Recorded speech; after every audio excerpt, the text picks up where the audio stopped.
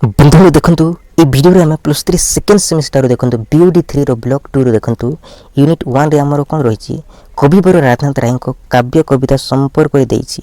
तो इस संपर्क रे किछि क्वेश्चन करबा जोटा कि बहुत ही इंपोर्टेंट और बहुत ही गुरुत्वपूर्ण होटे। तो मैक्सिमम लाइक गुटे कर देबे वीडियो को और सांग मान को शेयर मध्य कर देबे तो कि बहुत ही सुंदर भाव में समस्त इजिली जानि पारिबे। तो लाइक और शेयर सब बेले कर देउथबे। तो चलंतु देरी न करी हमें आरंभ करबा आज क्वेश्चन नंबर 1 कोन पचारिछि।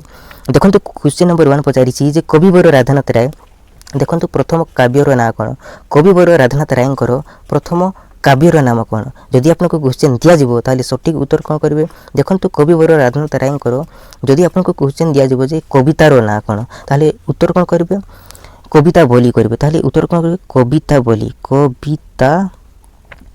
कर देबे। जदि कवितार ना पचारिबो प्रथम कवितार ना ताले उत्तर कोन करिवे कविता बोली कहिबे। जदि आपनको क्वेश्चन दिया जिवो बंधुगण जे प्रथम काव्यर ना कोन ताले उत्तर कोन करिवे उत्तर हे जिवो केदार गौरी उत्तर हे जिवो केदार गौरी। तो ई केदार गौरी काव्य बंधुगण केबे रचित होइतला मन रखिबे 1885 मसिया केबे 1885 मसिया। आ ई केदार गौरी काव्यर नायक और नायिका किए थिले माने पुरुष और कन्या किए थिले ताले उत्तर कोन करिवे एथिरे पुरुष थिले बंधुगण केदार थिले पुरुष किए थिले केदार थिले पुरुष आउ स्त्री देखंतु कन्या किए थिले कन्या थिले गौरी। तो मन रखिबे ई दुई जण कोन करथे ना दुई जण प्रेमिक थिले।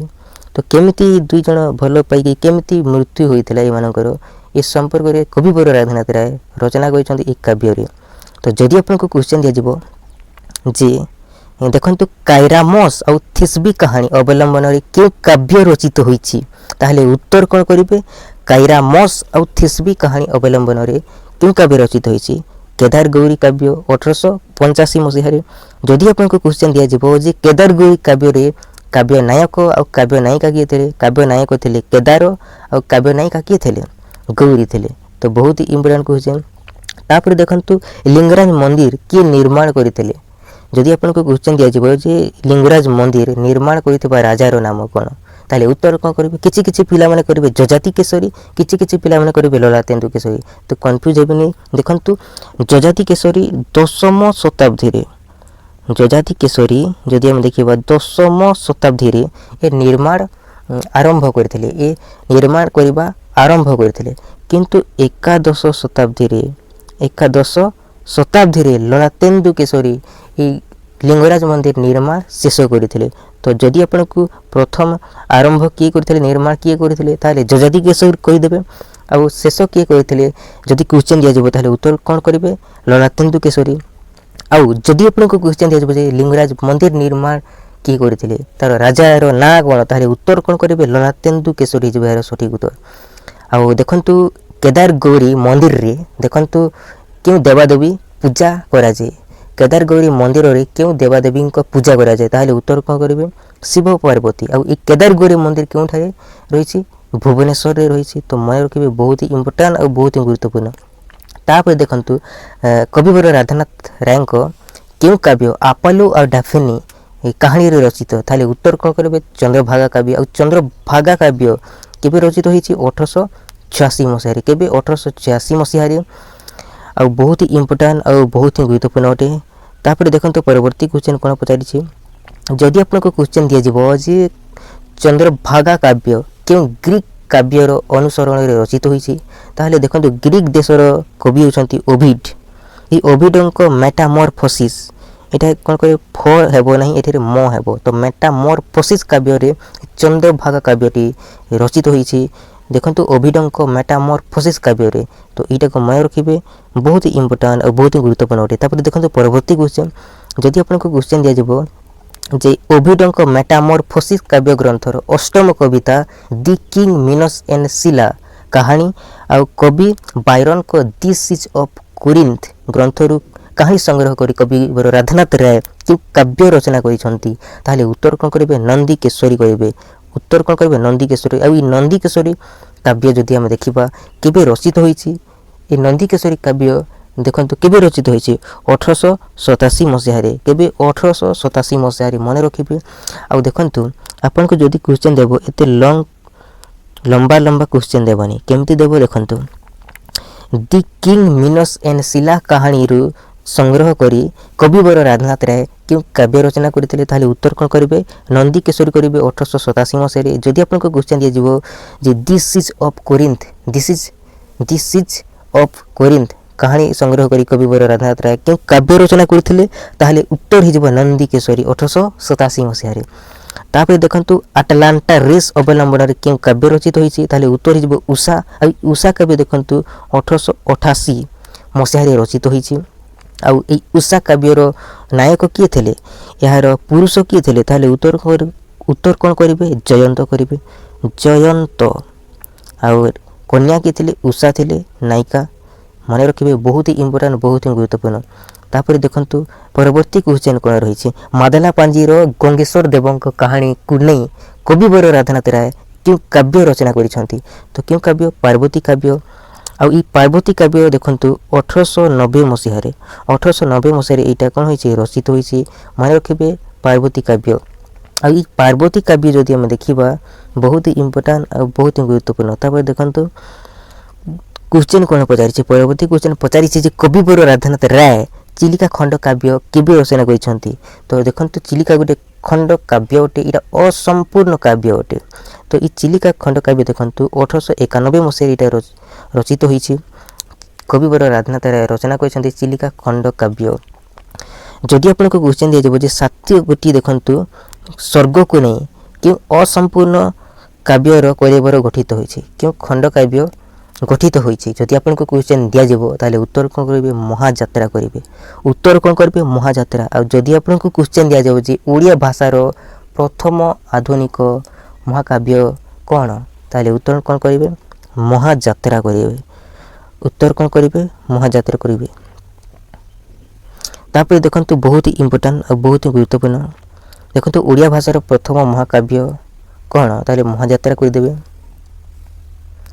ତାପରେ ଦେଖନ୍ତୁ ପରବର୍ତ୍ତୀ କ୍ୱେଶ୍ଚନ୍ କ'ଣ ପଚାରିଛି ଯେ କେଉଁ ଛନ୍ଦକୁ ପ୍ରୟୋଗ କରି କବି ମହାଯାତ୍ରା କାବ୍ୟ ମାଧ୍ୟମରେ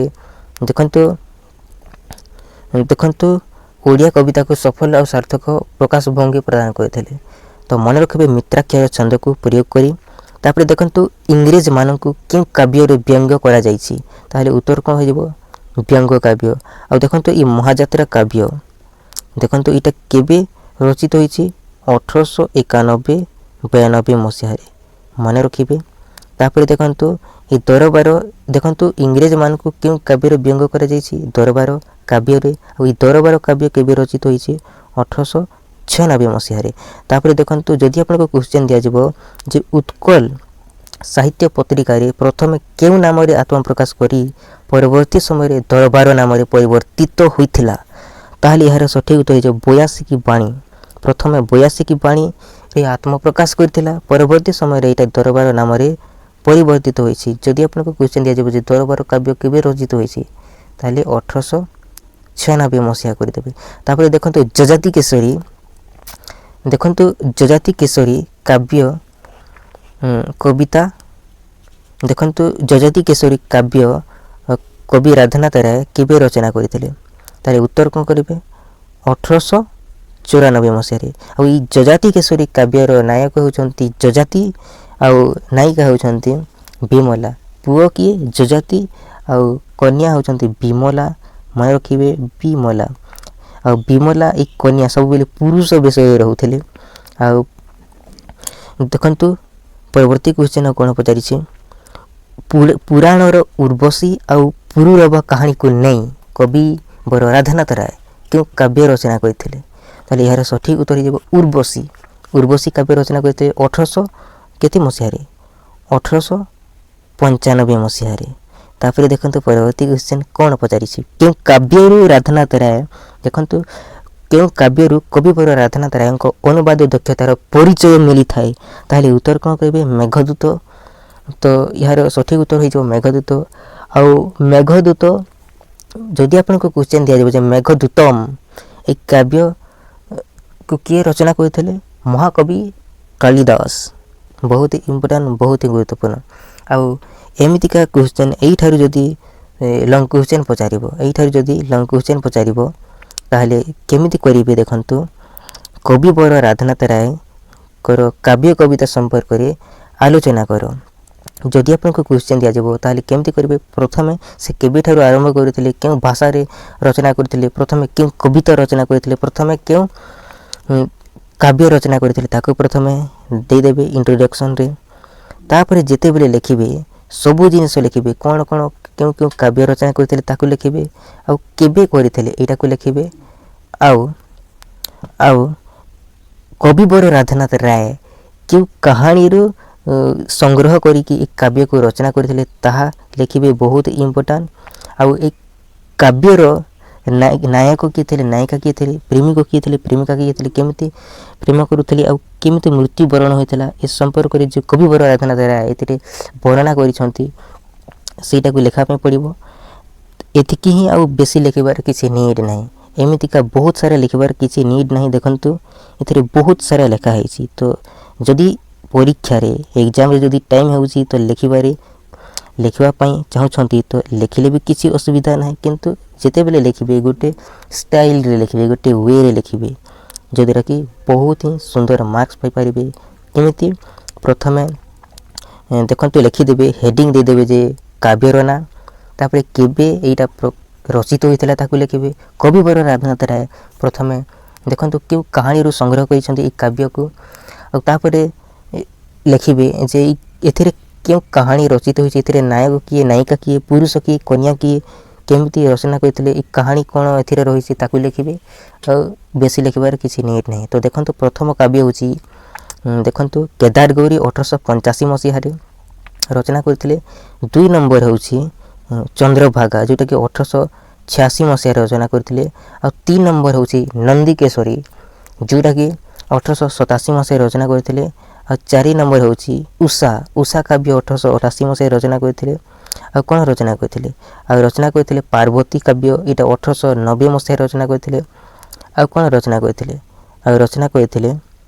कौन कौन देइछि देखंतु आ महाजात्रा जोटा कि 19 देखंतु 1891 आ 92 मसीह तापर देखंतु दरबार काव्य जोटा कि 1896 मसीह रचना करते तापर देखंतु जजाति केशरी 1894 मसीह यहाँ रचना करते आ कौन देइछि देखंतु आउ देइछि उर्वशी काव्य देखंतु 1895 मसीह रचना करते तो यहाँ 1800 मसीह मन रखिए सबू 1800 मसीहा तापर देखो मेघदूत 1874 मसीह रचना करते तो बहुत ही इम्पोर्टेंट थिला बहुत ही गुरुत्वपूर्ण थिला मैक्सिमम गोटे लाइक करने भूलें ना आउ सांग मानू भी शेयर भी करने भूलें ना आउ ये पीडीएफ को आप पाइबे आम टेलीग्राम चैनल रे वीडियो तलपटे लिंक पाइबे बहुत ही इम्पोर्टेंट बहुत सुंदर सो बर्तमान ये वीडियो केमी लगे कमेंट करके जनइबे वीडियो तलपटे तापर देखंतु बर्तमान ये रखा थैंक यू सो मच